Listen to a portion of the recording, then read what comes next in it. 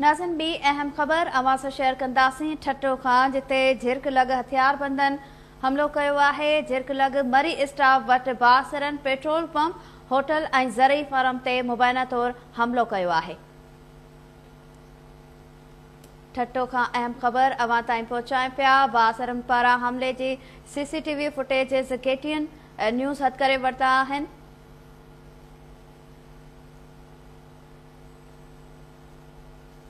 CCTV footage में ॾिसी सघिजे थो त बासर फायरिंग करे रहिया आहिनि ऐं मुलाज़िमनि खे मार कुट कंदे नज़र अची रहिया आहिनि।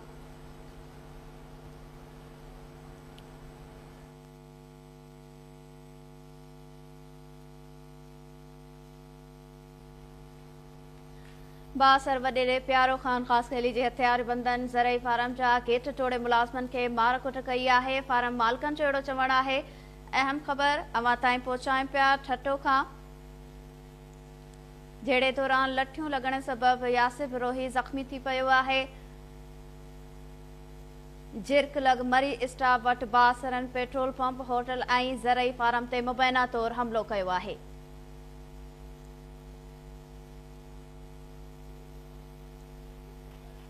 तफ़सील मालूम कंदासीं। असां सां लाइन ते मौजूद आहे ठट्टो खां KTN न्यूज़ जो रिपोर्टर महबूब बिरोही।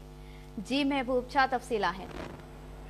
जी, ठट्टे जे झिरक वारे इलाइक़े में मरी स्टाफ जेको ठट्टो हैदराबाद क़ौमी स्टाफ आहे उते हिकु पेट्रोल पंप क़ाइमु थियल आहे। उन सां गॾोगॾु हिकु ज़रई फार्म आहे। उन ते हिकु बासुर वॾेरे जे हथियारबंद जेके माण्हुनि हमलो करे ॾिनो आहे, जंहिंजे नतीजे में पेट्रोल पंप जे मुलाज़िमनि खे मारकुट करे उनजे मालिक खे बि ज़ख़्मी कयो वियो आहे। उन सां गॾोगॾु भरिसां उनजे जेको आहे हिकु होटल आहे, जे होटल ते बि उन्हनि हमलो कयो वियो आहे। जेका पोइ उते ज़रई फार्म आहे, उन ज़रई फार्म जे गेट ते हमलो करे उनखे टोड़ियो वियो आहे। उनजा CCTV कैमरा जी जेके फुटेजिस आहिनि उहे KTN न्यूज़ के हथ अची विया आहिनि, जंहिंमें वाज़े तौर नज़र अची रहिया आहिनि त जेके हथियारबंद आहिनि उहे हमलो करे कंदे नज़र अचनि था।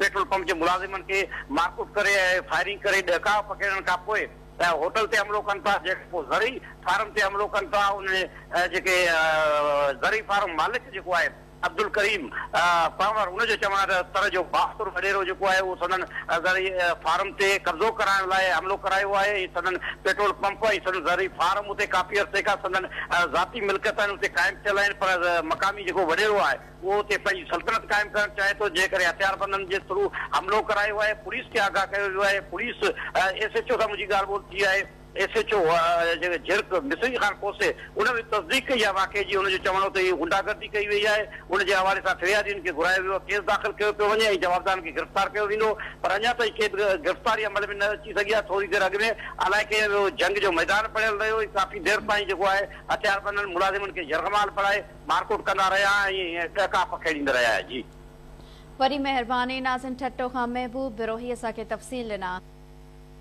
नाज़िन, जेका बाद